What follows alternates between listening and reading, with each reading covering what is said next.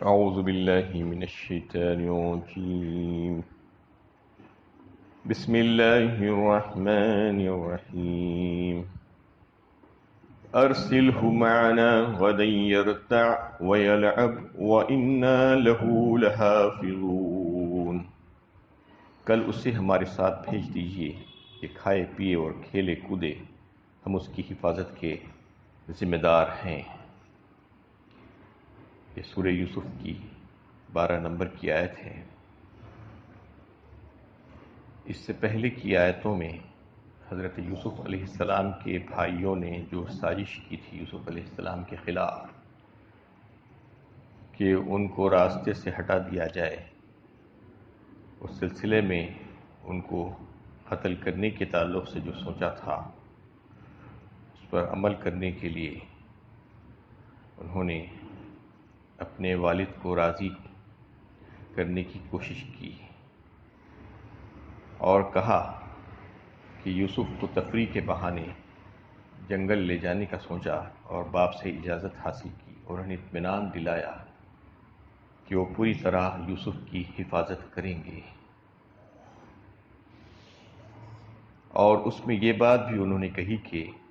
آپ ہمارے ساتھ اس کو بھیجا دیجیے تاکہ وہ کھیلے کودے، دوڑے اور تیر اندازی کرے۔ کھیل کود سیر و تفریح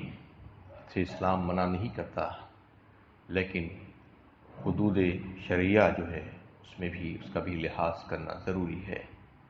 جیسا کہ ہر معاملے میں ایک مسلمان مومن کو پھونک کر قدم رکھنا چاہیے اور دیکھنا چاہیے کہ اس سلسلے میں حکم کیا ہے۔ جیسا کہ اس زمانے کے جو کھیل کود تھے اس میں آگے بڑھنا، سابقت جو کہتے تھے، دوڑ، ریسنگ اور گھوڑا دوڑانا، ہارس ریسنگ، یا تیر اندازی، نشانے پر مارنا، یا اور کوئی اس قسم کے جو کھیل تھے وہ بدویانہ زندگی میں تحفظ کے نقطۂ نظر سے بھی ضروری تھے، کیونکہ اس وقت جو قبیلوں کا رواج تھا تو اس میں ہر مرد کو یہ آنا ضروری تھا، اور یہ ثابت بھی ہے اللہ کے نبی صلی اللہ علیہ وسلم سے کہ مسابقت دوڑ میں آپ حصہ لیا، اور گھوڑ دوڑ وغیرہ یہ سب اسلام میں ثابت ہے۔ تو ایسے جو جائز کھیل ہیں اس میں حصہ لیا جا سکتا ہے اور اس سلسلے میں انعام بھی رکھا جا سکتا ہے، لیکن شرط نہیں لگائی جا سکتی اس پر۔ شرط اگر لگائیں گے تو جوا ہو جائے گا، قرآن کی روح سے وہ حرام ہے۔ جیسا کہ شرط لگا کر آج یہ کھیل کھیلے جاتے ہیں، ہارس ریسنگ، گھوڑا دوڑانے وغیرہ کی، آج زمانے میں جتنے ہارس ریسنگ کے طریقے رائج ہے ان سب میں جوئے کا پہلو موجود ہے، الا ماشاء اللہ، اس لیے وہ آج نہیں کھیلا جا سکتا، حرام ہے۔ اور اس کے علاوہ بھی دیگر جو کھیل ہیں، جو اسپورٹس ہیں، اس میں بھی اگر کوئی غیر شرعی بات نہ ہو تو وہ اسپورٹس جو ہے کھیلے جا سکتے ہیں، لیکن بہت سے ایسے کھیل ہیں جس میں غیر شرعی چیزیں لا کر اس میں اندر گھسا دی گئی ہیں، جیسا کہ مثال کے طور پر کرکٹ کھیلا جاتا ہے، اس میں فحش اور بے حیائی کے کئی ایک پہلوؤں کو جو ہے لا کر لگ دیا گیا ہے، اس میں عورتیں اور دیگر جس کی کوئی ضرورت نہیں اس میں، اور اس طریقے سے جو ہے جوئے کا پہلو اس میں بہت نمایاں ہو گیا ہے۔ آج کل بیٹنگ جو کی جاتی ہے، کروڑہاں روپے کی بیٹنگ ہوتی ہے کرکٹ پر، جو جوا ہے، انہیں فلاں ٹیم جیتے گی تو اس کو اتنا پیسہ ملے گا، فلاں ہارے گی تو اتنا پیسہ ملے گا، ویسے ہی پلیئرز جو کھیلنے والے ہیں ان کے اوپر بیٹنگ کی جاتی ہے کہ اس نے اتنے کیچ لے لیا تو اتنا پیسہ، اتنے رن بنائے تو اتنا پیسہ۔ یہ سب چیزیں ناجائز اور حرام ہیں اس اعتبار سے، اور جو ہے کوئی بھی کھیل ہو یہ دیکھنا چاہیے کہ اس میں انسان اس قدر مشغول نہ ہو جائے کہ اپنی ذمہ داریوں اور اپنے فرائض سے غفلت ہو جائے، اس کو نمازوں سے غفلت ہو جائے، کھیل میں مصروف ہیں، صبح سے شام تک کھیل کھیل رہے ہیں، نمازوں کا وقت آ رہا ہے جا رہا ہے، دیگر مصروفیات اور زندگی کے جو ہے دیگر جو فرائض ہیں آپ کے اوپر، واجبات ہیں، اس کو ادا نہیں کر پا رہے ہیں، تو ایسا کھیل ناجائز ہے، یہ سمجھ لینا چاہیے۔ ہاں، کھیل ایسا ہونا چاہیے جس میں آپ اپنی ذمہ داریوں کو بھی نبھا سکیں، ہلکا پھلکا کھیل ہو، اور پھر اس کے فرائض بھی آپ اس کو ادا کر سکیں۔ اور ایک اہمیت والی چیز یہ ہے کہ حدود کے اندر رہنا چاہیے ہر چیز، جیسا کہ بہت سے کھیل ایسے ہیں جس میں عورتیں اپنا مظاہرہ مردوں کے سامنے کرتی ہیں، یہ بالکل ناجائز ہے۔ اور مرد بھی اگر غیر ساتر لباس پہنتے ہیں، شارٹس پہن کر کھیلتے ہیں، کئی ایک کھیل ایسے آج کھیلے جاتے ہیں جو غیر ساتر لباس ہے، مردوں کے لیے بھی عورتوں کے لیے تو ہے ہی، تو وہ غیر ساتر لباس پہن کر سوئمنگ کاسٹیومز ہیں یا ٹینس وغیرہ کھیلتے ہیں، تو ایسے جو بھی کھیل ہیں اس میں غیر ساتر لباس نہیں پہنے جا سکتے۔ یہ ساری باتوں کا لحاظ کرنا ہوگا کھیل کے لیے، اسپورٹس میں۔ انہیں اسلام جو ہے شریعت میں جو ہے اس کی طرف اشارہ کیا جاتا ہے، احکامات یہ دیے گئے ہیں کہ کھیل کود جائز ہے، جائز حدود میں رہتے ہوئے جو کھیل اچھے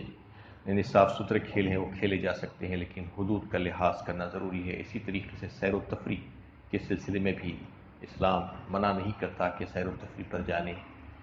لیکن وہ جو ہے شریعت کے دائرے میں ہونا چاہیے۔ عورتیں بھی اگر سیر و تفریح کے لیے جاتی ہیں تو اپنے محرموں کے ساتھ اور پورا لباس پہن کر اور باپردہ ہو کر جانا ضروری ہے۔ یہ باتیں جو ہے کھیل کود اور سیر و تفریح کے متعلق جو ہے احکامات چونکہ اس آیت سے نکل رہے تھے تو میں نے آپ کے سامنے رکھ دیے ہیں۔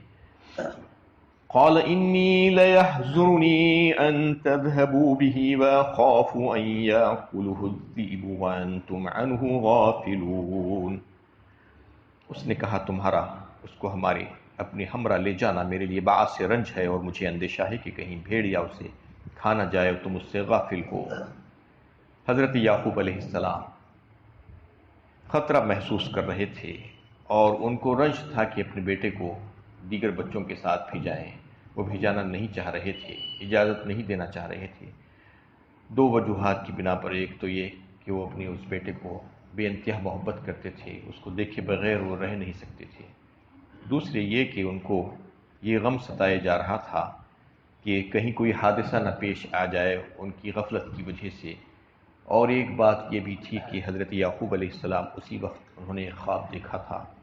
خواب میں وہ کیا دیکھتے ہیں کہ وہ ایک پہاڑ کے اوپر کھڑے ہوئے ہیں اور اس کے دامن میں حضرت یوسف علیہ السلام ہے، اور 10 بھیڑیوں نے آ کر یوسف علیہ السلام کو گھیر لیا۔ اس میں سے ایک بھیڑیا ان کی مدافعت کرتے ہوئے جو ہے ان کو بچا لیا وہ بھیڑیوں سے، اور یوسف علیہ السلام زمین کی تہ میں چھپ گئے۔ اس خواب کی تعبیر بعد میں یہ ظاہر ہوئی کہ وہ 10 بھیڑیے وہ 10 بھائی تھے یوسف علیہ السلام کے، اس میں سے ایک بھائی جس نے ان حملہ آوروں سے یوسف علیہ السلام کو بچایا، ان کا بڑا بھائی یہودا تھا، اور یوسف علیہ السلام کا زمین میں چھپ جانا جو تھا وہ کنویں میں ان کو جو ہے ڈال دیا گیا تھا۔ تو اس خواب کی وجہ سے حضرت یعقوب علیہ السلام اس کی بنا پر جو ہے اپنے بیٹے کو ان لوگوں کے ساتھ نہیں بھیجنا چاہ رہے تھے، لیکن یہ ظاہر نہیں کرے کہ نبوت کی شان کے مطابق شان نبوت یہ تھی کہ کھلم کھلا اپنے بیٹوں کے سامنے یہ نہیں کہہ رہے تھے کہ تم ہی اس کے دشمن ہو، کہ آگے کی آیت میں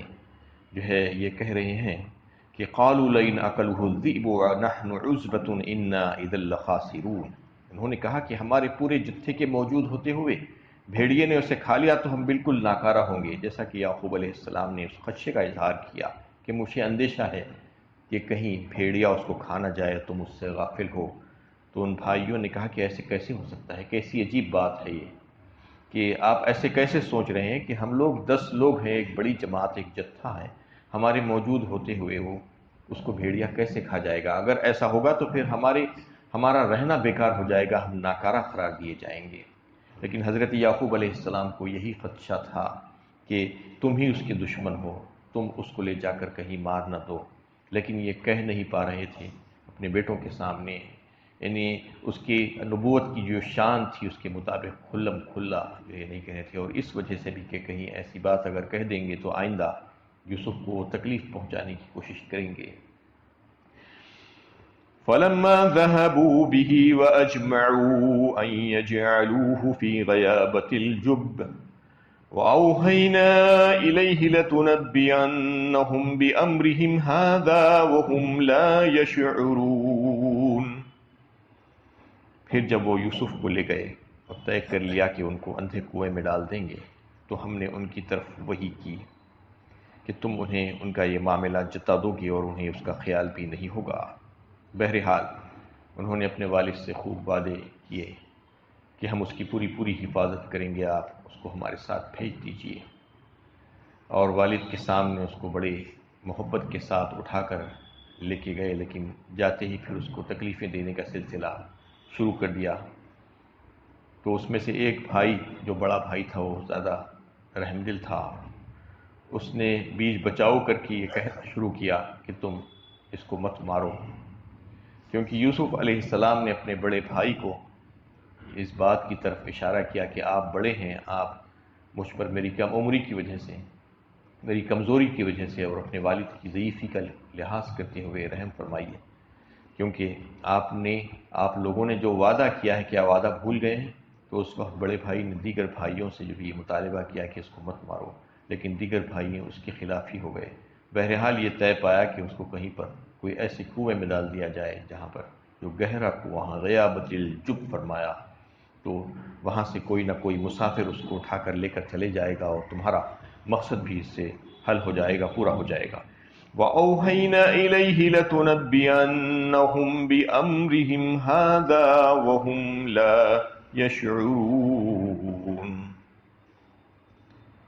پھر اللہ تعالیٰ نے وحی بھیجی حضرت یوسف علیہ السلام کو اطمینان دلانے کے لیے، دلاسا دلانے کے لیے۔ اس وقت انہیں کنویں کی گہرائیوں میں یہ دلاسا دلایا گیا کہ تم محفوظ رہو گے، نہ صرف تمہاری ہم حفاظت کریں گے بلکہ تم کو بہت بڑے مقام و مرتبے تک پہنچائیں گے۔ اور اس وقت یہی تمہارے بھائی تمہارے سامنے بھیک مانگتے ہوئے بھکاریوں کی طرح ہاتھ پھیلا کر آ کر کھڑے ہو جائیں گے،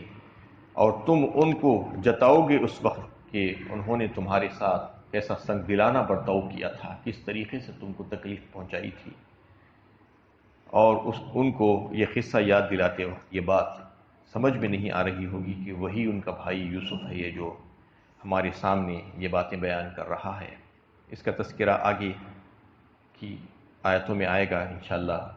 آیت نمبر 89، 90، 91 میں جیسا کہ کہا گیا کہ تصدق علینا ان اللہ یجزی المتصدقین، کہا بھائیوں نے یوسف علیہ السلام کے سامنے آ کر ہاتھ پھیلا کر ان سے التجائیں کرنے لگے کہ ہمارے اوپر صدقہ کر دیجیے، بے شک اللہ تعالیٰ صدقہ کرنے والوں کو بہترین جزا دیتے ہیں۔ تصدق علینا ان اللہ یصدقون قال هل علمتم ما فعلتم بیوسف واخیہ اذ انتم جاہلون۔ اور پھر اس پر جو ہے انہوں نے کہا کیا تم جانتے ہو تم نے یوسف کے ساتھ کیسا معاملہ کیا تھا؟ یوسف علیہ السلام اس کے جواب میں یہ کہہ رہے ہیں، تو پریشان ہو گئے کہ ان کو کیسے معلوم یوسف کے بارے میں۔ قال هل علمتم ما فعلتم بیوسف اذ انتم جاہلون قالوا لانک لانت یوسف قال انا یوسف۔ پوچھنے لگے کیا تم یوسف ہو؟ تو انہوں نے کہا کہ ہاں میں ہی یوسف ہوں، اللہ تعالیٰ نے مجھے یہاں پر پہنچا دیا۔ تو یہ باتیں یوسف علیہ السلام نے ان بھائیوں کے سامنے اس وقت کی جب وہ ہاتھ پھیلا کر ان کے سامنے آ کر کھڑے ہو گئے۔ اس میں انہی کا تذکرہ ہے کہ اللہ تعالیٰ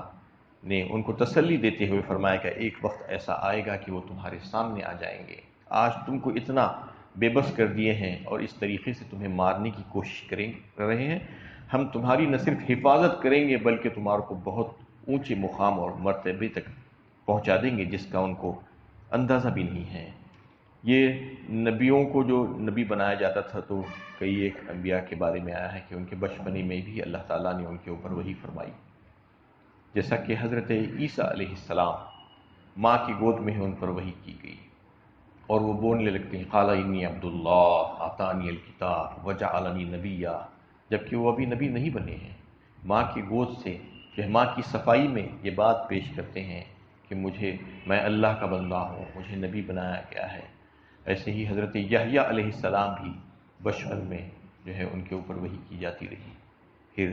یہاں پر جو ہے ان کا تذکرہ آ رہا حضرت یوسف علیہ السلام کا کہ ان کو بھی اللہ تعالیٰ نے بچپنے میں وحی کی تھی۔ تو یہ سلسلہ اللہ تعالیٰ نے نبیوں کے ساتھ کیا ہے کہ ان کے بچپنے میں بھی ان پر وحی کی گئی ہے۔ آگے کی باتیں انشاءاللہ آئندہ اس پر بات ہوگی۔ اللہ تعالیٰ سے دعا ہے کہ اللہ تعالیٰ صحیح علم و عمل کی